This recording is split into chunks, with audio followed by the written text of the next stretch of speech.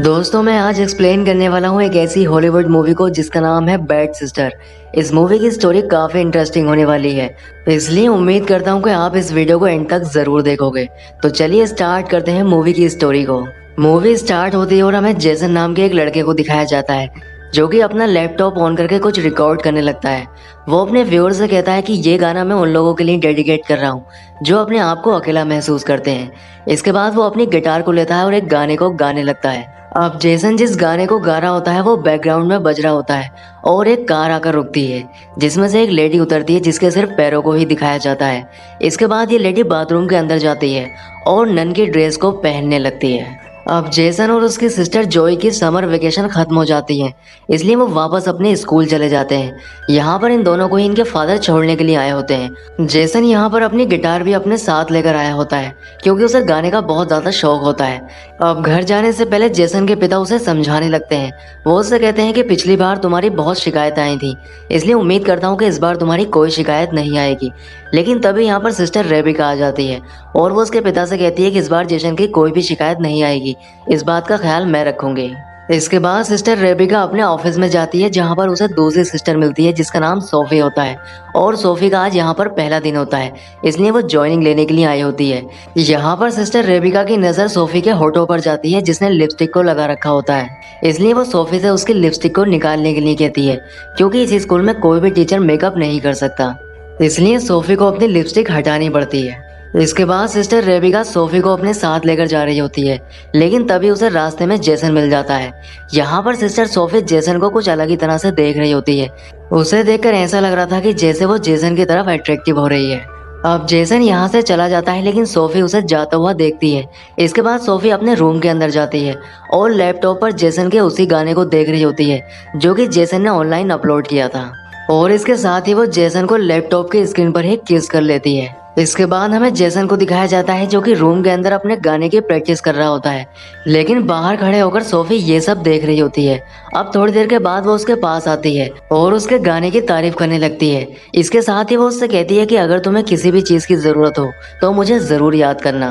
अगले दिन क्लास चल रही होती है और हमें क्लास के अंदर एक सारा नाम की लड़की को दिखाया जाता है जो कि जेसन को पसंद करती है और वो क्लास के अंदर ही जेसन से बात भी करने लगती है। लेकिन ये सब सोफी देख रही होती है और उसे देखकर बिल्कुल भी अच्छा नहीं लगता है, इसलिए वो सारा के पास आती है और उसे क्लास में सबसे आगे बैठा देती है।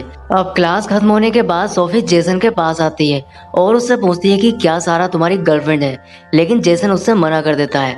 इस पर सोफी को काफी अच्छा लगता है और वो यहाँ से चली जाती है। लेकिन क्लास के बाहर जेसन और सारा दोनों ही एक साथ होते हैं। यहाँ पर सारा जेसन से कहती है कि एक दिन तुम बहुत बड़े स्टार बनोगे, और ये कहकर वो उसे किस कर लेती है। लेकिन सोफी ये सब देख लेती है और उसे देखकर बहुत बुरा लगता है। इसके बाद सिस्टर सोफी जेसन से अकेले में बात कर रही होती है और वो उससे कहती है कि तुमने मुझसे झूठ बोला था कि सारा तुम्हारी गर्लफ्रेंड नहीं है। इस पर जेसन कुछ भी नहीं बोलता है। अब सोफी जेसन से कहती है कि तुम थोड़ी देर में मुझे मेरे रूम में आकर मिलो। इसके बाद सोफी अपने रूम में होती है और वो जेसन का ही वेट कर रही होती है।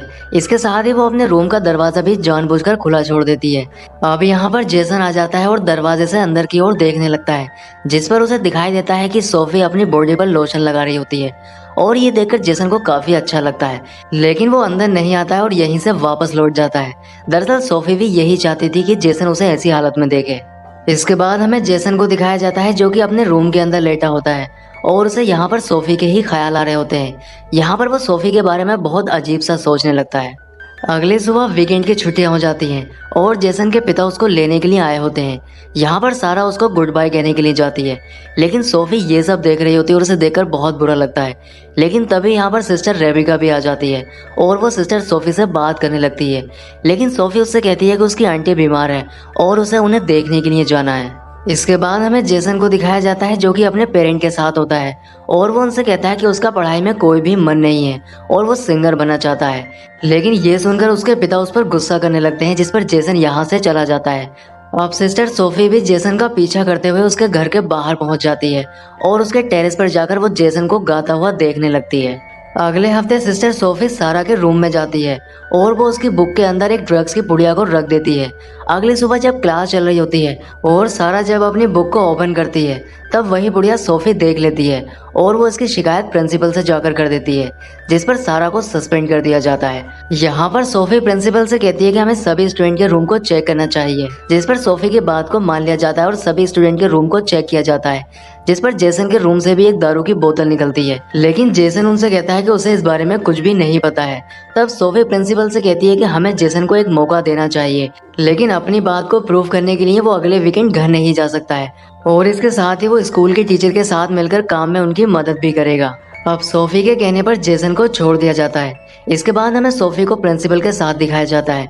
यहाँ पर सोफी फ्लैशबैक में चली जाती है और हमें पता चलता है कि ये असली सोफी नहीं है, बल्कि इसने असली सोफी को मार दिया होता है और उसकी जगह पर यहाँ आई होती है। दरअसल ये जेसन को काफी समय से फॉलो कर रही थी और उसी के लिए इसने सोफी को मारा होता है। इसके बाद हमें जेसन को दिखाया जाता है जो कि सोफी के साथ उसके काम में मदद कर रहा होता है।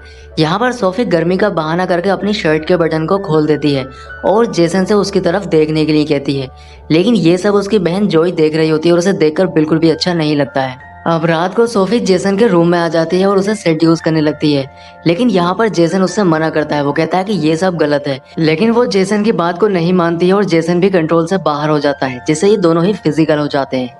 अब इसी तरह से ये लोग रोज मिलने लगते हैं और एक दूसरे के करीब आ जाते हैं। अगले वीकेंड जेसन जब अपने पेरेंट के साथ होता है तब वो सारा के घर पार्टी में जाने के लिए उनसे परमिशन मांगता है, लेकिन उसके फादर उससे मना कर देते हैं, जिस पर वो गुस्सा करता है और उनकी बात माने बिना ही सारा के घर पार्टी में चला जाता है, जहाँ पर सारा उसे एक रूम में लेकर जाती है और उसे सेड्यूस करने लगती है। लेकिन यहाँ पर जेसन सोफी को ही इमेजिन कर रहा होता है, इसलिए वो सारा से ये सब करने के लिए मना कर देता है और यहाँ से चला जाता है। लेकिन जेसन का पीछा करते हुए सोफी भी यहाँ पर पहुँच जाती है और उसे अपने साथ ले जाती है। इसके बाद वो जेसन से कहती है कि मेरे पास बहुत पैसा है जिससे हम अपनी लाइफ को बहुत ज़्यादा एंजॉय कर सकते हैं, इसलिए तुम मेरे साथ यहाँ से कहीं दूर चलो। लेकिन उसकी ये बातें जेसन को थोड़ी अजीब लगती है, इसलिए वो यहाँ से चला जाता है। इसके बाद जेसन रोड के किनारे अकेला बैठा होता है, जहाँ पर उसके पिता उसको ढूंढते हुए पहुँच जाते हैं और उससे कहते हैं कि मैं अपनी गलती के लिए तुमसे माफ़ी मांगता हूँ, इसलिए तुम्हें लाइफ में जो भी कुछ करना है वो तुम कर सकते हो। इसके बाद ये दोनों ही घर चले जाते हैं। अगली सुबह जेसन जब अपने रूम में जाता है तब वहाँ पर सोफी बेहोश होने का नाटक कर रही होती है, जिसे देखकर जेसन थोड़ा डर जाता है और उसे उठाने लगता है। लेकिन तभी सोफी हंसने लगती है और उससे कहती है कि मैं जानती हूँ कि तुम भी मुझसे प्यार करते हो, जिस पर जेसन उससे कहता है कि ऐसा कुछ भी नहीं है और मैं तुम्हारी हकीकत सभी को बता दूंगा। लेकिन सोफी उससे कहती है कि ऐसा करके तुम खुद ही फंस जाओगे। अब क्लास चल रही होती है और यहाँ पर रेबिका सारा को लेकर आती है और वो सोफी को बताती है कि आज से सारा भी क्लास ज्वाइन कर रही है। लेकिन सारा को देखकर सोफी को बहुत बुरा लगता है। इसके बाद हमें सारा को दिखाया जाता है जिसे सोफी के ऊपर शक होता है और वो सोफी के बारे में जानने की कोशिश करती है। इसके बाद वो नहाने के लिए बाथरूम में चली जाती है, लेकिन तभी वहाँ पर सोफी आ जाती है और उसका सर दीवार में मार देती है। अब जोई जब यहाँ पर आती है तब वो देखती है कि सारा मर चुकी है, इसलिए वो पुलिस को यहाँ पर बुला लेती है। अब सभी को यही लगता है कि सारा का पैर फिसलने की वजह से उसका सर दीवार में लगा होगा, जिससे उसकी मौत हुई है। लेकिन जेसन सोफी के पास जाता है और उससे कहता है कि क्या तुमने तो सारा को नहीं मारा है? तब वो उससे मना कर देती है। लेकिन यहाँ पर वो उसे एक वीडियो दिखाती है और उससे कहती है कि अगर तुमने मेरी बात नहीं मानी तो मैं ये वीडियो सभी को दिखा दूंगी। इसके बाद जेसन और जोई दोनों ही अपने घर चले जाते हैं। यहाँ पर सोफी रेबिका को बताती है कि उसकी आंटी मर चुकी है और उसे अपनी आंटी के फ्यूनरल में जाना है। रात को जेसन जब अपनी फैमिली के साथ डिनर के लिए बाहर आया होता है तब सोफी भी वहाँ पर पहुँच जाती है और उनके कहने पर वो उन्हीं के साथ डिनर करने लगती है। लेकिन ये सब देखकर जेसन और जोई को अच्छा नहीं लगता है। दूसरी ओर रेबिका सोफी की आंटी के बारे में हॉस्पिटल में पता करने लगती है, लेकिन उसे पता चलता है कि सोफी की यहाँ पर कोई आंटी नहीं है। अब जेसन अपनी सिस्टर जोई को अपने और सोफी के रिश्ते के बारे में सब कुछ बता देता है, इसलिए जोई को सोफी के ऊपर शक होता है कि वो नन है भी या नहीं। तब जेसन अपनी सिस्टर से कहता है कि उसके कमरे में एक लैपटॉप है जिससे हमें ये जानकारी मिल सकती है कि वो आखिर है कौन। अगले दिन सोफी जब स्कूल जाती है तब रेबिका उससे पूछताछ करने लगती है।